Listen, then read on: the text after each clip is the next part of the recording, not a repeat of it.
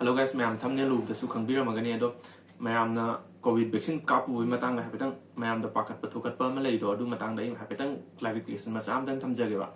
ai ju video je hapet FB jamu da mayam share to view isinaw mayam share to view na tawraga viral ma chat leram ba ina kai ai video je Monday gumba mayam da thagat jage na plan taw ne do ngasi de mayam da hapetang clarification masam thamjage na ngasi video je suddenly oina dum semjarak ne adu mayam kem ta pakani ngai odi ko adudi kamai tawni kai tawbani haibe matang do so let's get started. First of all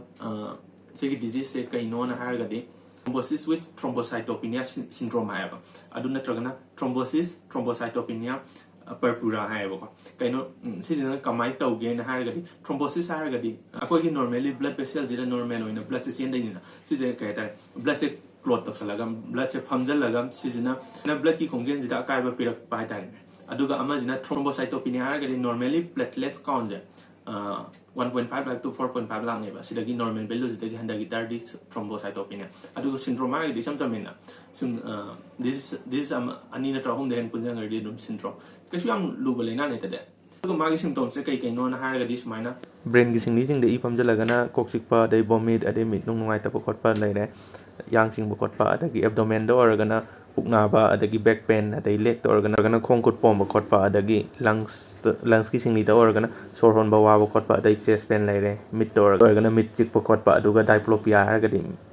mi ani thokna uba haitare ne aduga mayam sigi side effects na narga chidra kana khalido pakani ngai oide ko adum layang gula fa pon yeba ko kasu am lu balina ne te dana ko mam kem ta pakani ngai oide akoi isa de enzyme mam yauri plasminogen kai ga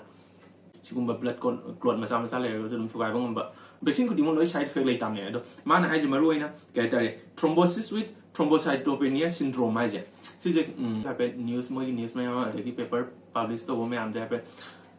yam pak deep oina satraga hape thoroughly hape diengeba adu magi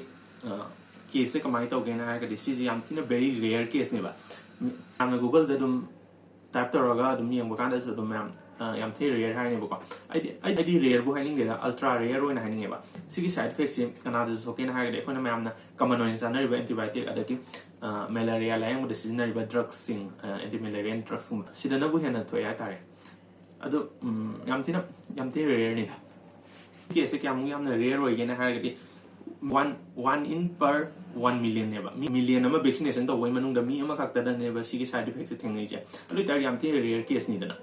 adu ga sigi side effects se karam kan da thokani ai di 21 to 30 days ai tar tha mai manung da dum thokte neba adu do na di akoina vaccine ka ki du di 2020 21 da ni na huji 2024 yaw re na anda mayam ka su pakhani ngai le ten sinungai kan bira gidi like comment na chingba dum tawbiram adu ga mayam na semaning ba video le ga su dum comment section da ha biram mo ngasi gidi bye bye